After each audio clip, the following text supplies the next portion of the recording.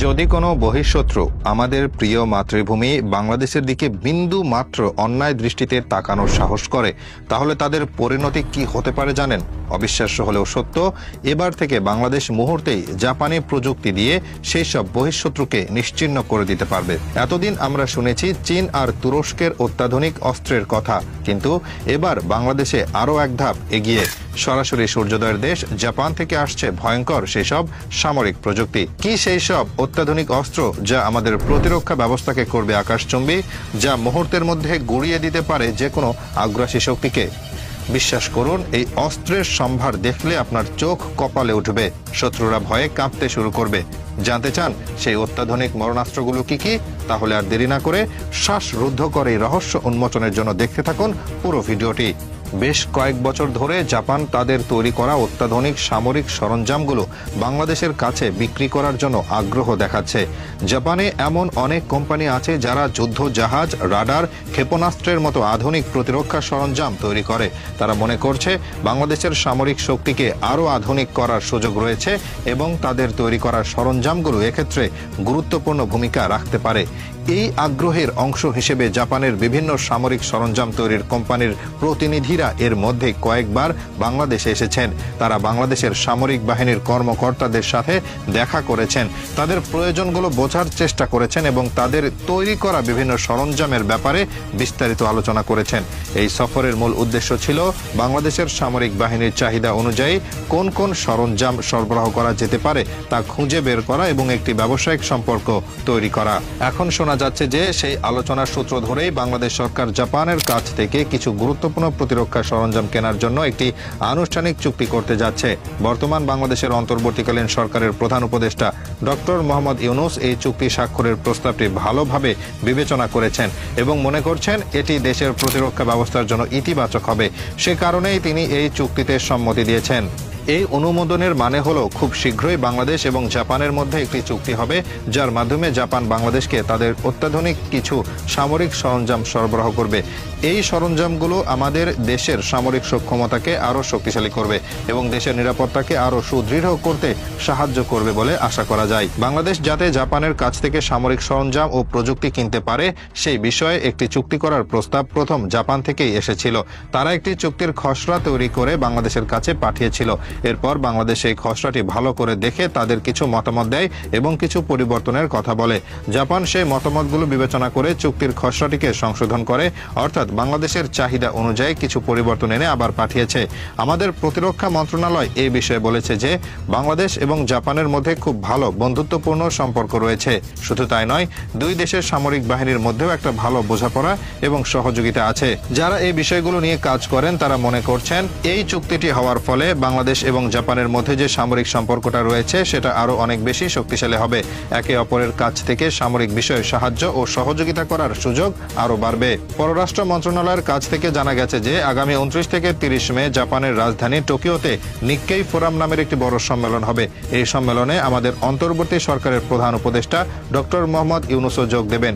এই Nikkei forum সম্মেলনে বিভিন্ন দেশের নেতারা আসবেন এবং নানা গুরুত্বপূর্ণ বিষয়ে আলোচনা হবে। তবে এই সম্মেলনের পাশাপাশি ডক্টর মোহাম্মদ ইউনূস জাপানের প্রধানমন্ত্রী শিগেরো ইশিবার সঙ্গে দ্বিপাক্ষিক বৈঠক করবেন। এই দ্বিপাক্ষিক বৈঠকটা খুবই গুরুত্বপূর্ণ, কারণ ধারণা করা হচ্ছে সেখানে বাংলাদেশ জাপানের কাছ থেকে অস্ত্র কেনার বিষয়ে প্রধান আলোচনাটা হবে। অর্থাৎ দুই দেশের প্রধান নেতারা সরাসরি কথা বলে অস্ত্র কেনার ব্যাপারে একটা চূড়ান্ত সিদ্ধান্তে পৌঁছাতে পারেন। পররাষ্ট্র মন্ত্রণালয় সূত্র বলছে জাপান বাংলাদেশের কাছে সামরিক রাডার, নজরদারি, ড্রোন, যোগাযোগ সরঞ্জাম এবং আধুনিক প্রশিক্ষণ সিস্টেম সরবরাহের প্রস্তাব দিয়েছে। সামরিক রাডার, নজরদারি ব্যবস্থার মাধ্যমে বাংলাদেশ তার আকাশসীমা এবং জলসীমার উপর ভালোভাবে নজর রাখতে পারবে। কোনো অপরিচিত বা সন্দেহজনক বিমান বা অন্য কোনো কিছু এলে তা সহজেই শনাক্ত করা যাবে। এটা অনেকটা শক্তিশালী চোখের মতো কাজ করবে, যা দেশকে নিরাপদ রাখতে সাহায্য করবে। ড্রোন যোগাযোগ সরঞ্জাম এখন আধুনিক যুদ্ধের একটা গুরুত্বপূর্ণ অংশ। জাপান বাংলাদেশকে এমন কিছু যোগাযোগ সরঞ্জাম দিতে চাইছে যার মাধ্যমে ড্রোনগুলোর সাথে আরও শক্তিশালী ও নিরাপদ যোগাযোগ স্থাপন করা যাবে। এর ফলে ড্রোনগুলো আরও দক্ষতার সাথে বিভিন্ন কাজ যেমন নজরদারি বা অন্য কোনো সামরিক অভিযান পরিচালনা করতে পারবে। শুধু আধুনিক অস্ত্র থাকলেই তো হবে না, সেগুলো চালানোর জন্য দক্ষ সেনাও দরকার। জাপান বাংলাদেশকে এমন কিছু আধুনিক প্রশিক্ষণ ব্যবস্থা দিতে চাইছে যার মাধ্যমে আমাদের সামরিক বাহিনীর সদস্যরা নতুন নতুন প্রযুক্তি এবং কৌশল সম্পর্কে ভালোভাবে প্রশিক্ষণ নিতে পারবে। এটা অনেকটা অত্যাধুনিক ট্রেনিং স্কুলের মতো, যেখানে সেনারা একদম আপ টু ডেট জ্ঞান ও দক্ষতা অর্জন করতে পারবে। এখন প্রশ্ন হচ্ছে, জাপান কেন বাংলাদেশকে এই অত্যাধুনিক সামরিক সরঞ্জামগুলো দিতে চাইছে? এই প্রশ্নের উত্তর খোঁজার আগে আমাদের একটু পেছন ফিরে তাকাতে হবে। বাংলাদেশ ও জাপানের দীর্ঘদিনের বন্ধুত্বপূর্ণ সম্পর্ক কারো অজানা নয়। অর্থনৈতিক ও সামাজিক উন্নয়নের পথে জাপান বরাবরই বাংলাদেশের এক বিশ্বস্ত বন্ধু হিসেবে পাশে থেকেছে। তবে সামরিক সরঞ্জামের ক্ষেত্রে এই সহযোগিতা একটি নতুন দিগন্ত উন্মোচন করতে যাচ্ছে। এর নেপথ্যে একাধিক কারণ বিদ্যমান। প্রথমত, ভূ রাজনৈতিক প্রেক্ষাপট একটি গুরুত্বপূর্ণ ভূমিকা পালন করছে। ভারত প্রশান্ত মহাসাগরীয় অঞ্চলে চীনের ক্রমবর্ধমান প্রভাব নিয়ে জাপান বিশেষভাবে উদ্বিগ্ন। এই অঞ্চলে একটি স্থিতিশীল ও শক্তিশালী বাংলাদেশ জাপানের কৌশলগত স্বার্থের অনুকূল। বাংলাদেশের সামরিক সক্ষমতা বৃদ্ধি পেলে তা এই অঞ্চলের নিরাপত্তা পরিস্থিতিতে একটি ইতিবাচক প্রভাব ফেলবে বলে মনে করে টোকিও। কোনো প্রকার আঞ্চলিক অস্থিরতা জাপানের অর্থনৈতিক ও নিরাপত্তার স্বার্থের জন্য হুমকি স্বরূপ হতে পারে। তাই বাংলাদেশের সামরিক শক্তিকে আধুনিকীকরণের মাধ্যমে প্রকারান্তরে জাপান তার নিজের দীর্ঘমেয়াদী স্বার্থই সুরক্ষিত করতে চাইছে। অর্থনৈতিক কারণও এক্ষেত্রে একেবারে উড়িয়ে দেওয়া যায় না। জাপানের সামরিক সরঞ্জাম নির্মাণ শিল্প অত্যন্ত উন্নত এবং বিশ্বজুড়ে এর সুনাম রয়েছে। তবে অভ্যন্তরীণ চাহিদা সবসময় পর্যাপ্ত নাও থাকতে পারে। বাংলাদেশের মতো একটি উদীয়মান অর্থনীতির দেশে সামরিক সরঞ্জামের বাজার সম্প্রসারণ জাপানি কোম্পানিগুলোর জন্য একটি লাভজনক সুযোগ তৈরি করতে পারে। দীর্ঘমেয়াদী চুক্তির মাধ্যমে জাপান একটি স্থিতিশীল বাজার খুঁজে পেতে পারে এবং এর মাধ্যমে তাদের গবেষণা ও উন্নয়ন খাতে আরও বেশি বিনিয়োগের সুযোগ সৃষ্টি হবে। এটি জাপানের অর্থনীতিকেও চাঙ্গা রাখতে সহায়তা করবে। জাপান নিজেকে একটি দায়িত্বশীল এবং শান্তিপ্রিয় রাষ্ট্র হিসেবে বিশ্বমঞ্চে তুলে ধরতে চায়। উন্নয়নশীল দেশগুলোকে সহযোগিতা করার মাধ্যমে তারা আন্তর্জাতিক ক্ষেত্রে নিজেদের ভাবমূর্তি আরও উজ্জ্বল করতে সক্ষম হবে।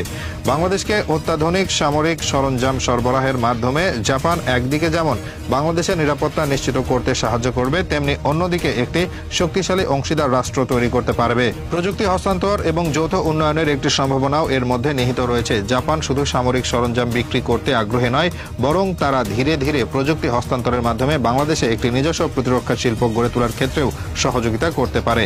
এর মাধ্যমে বাংলাদেশ ভবিষ্যতে নিজেই কিছু অত্যাধুনিক সরঞ্জাম তৈরি করতে সক্ষম হবে এবং জাপানের উপর তাদের নির্ভরতা কমবে। যৌথ গবেষণা ও উন্নয়নের মাধ্যমে উভয় দেশই উপকৃত হতে পারে এবং নতুন নতুন সামরিক প্রযুক্তি উদ্ভাবনের সুযোগ সৃষ্টি হতে পারে। একটি পারস্পরিক আস্থার সম্পর্কও এই সহযোগিতার ভিত্তি তৈরি করেছে। বাংলাদেশ কখনোই জাপানের সঙ্গে কোনো প্রকার বৈরী আচরণ করেনি, বরং বিভিন্ন আন্তর্জাতিক ফোরামে বাংলাদেশ জাপানের নীতি ও আদর্শের প্রতি সমর্থন জানিয়েছে। এই পারস্পরিক আস্থা ও সম্মান একটি দীর্ঘস্থায়ী অংশীদারিত্বের জন্ম দিতে পারে। সামরিক সহযোগিতা সেই অংশীদারিত্বকে আরও গভীর ও শক্তিশালী করবে। প্রাকৃতিক দুর্যোগ মোকাবেলা এবং মানবিক সহায়তার ক্ষেত্রেও এই সামরিক সরঞ্জামগুলো ভবিষ্যতে কাজে লাগতে পারে। নজরদারি রাডার এবং যোগাযোগ সরঞ্জামগুলো শুধু সামরিক কাজে নয়, বরং দুর্যোগের সময় উদ্ধার অভিযান পরিচালনা এবং ত্রাণ কার্যক্রম সমন্বয়ের ক্ষেত্রেও গুরুত্বপূর্ণ ভূমিকা পালন করতে পারে। আধুনিক প্রশিক্ষণপ্রাপ্ত সামরিক বাহিনী যে কোনো প্রাকৃতিক বিপর্যয়ে দ্রুত ও কার্যকরভাবে সাড়া দিতে সক্ষম হবে। পরিশেষে বলা যায়, জাপান বাংলাদেশকে সামরিক সরঞ্জাম সরবরাহের ক্ষেত্রে বহুমুখী উদ্দেশ্য নিয়ে অগ্রসর হচ্ছে। এর মূলে রয়েছে ভূ রাজনৈতিক কৌশল, অর্থনৈতিক স্বার্থ, আন্তর্জাতিক ভাবমূর্তি, প্রযুক্তি হস্তান্তর এবং দীর্ঘদিনের বন্ধুত্বপূর্ণ সম্পর্ক। এই সহযোগিতা শুধু বাংলাদেশের সামরিক সক্ষমতায় বৃদ্ধি করবে না, বরং জাপান ও বাংলাদেশের মধ্যে একটি নতুন দিগন্তের সূচনা করবে, যা ভবিষ্যতে আরও গভীর ও বিস্তৃত হওয়ার সম্ভাবনা রাখে। তাই এই চুক্তিটি কেবল একটি অস্ত্র ক্রয় বিক্রয়ের বিষয় নয়, বরং এটি দুটি বন্ধু রাষ্ট্রের মধ্যে কৌশলগত অংশীদারিত্বের একটি গুরুত্বপূর্ণ পদক্ষেপ।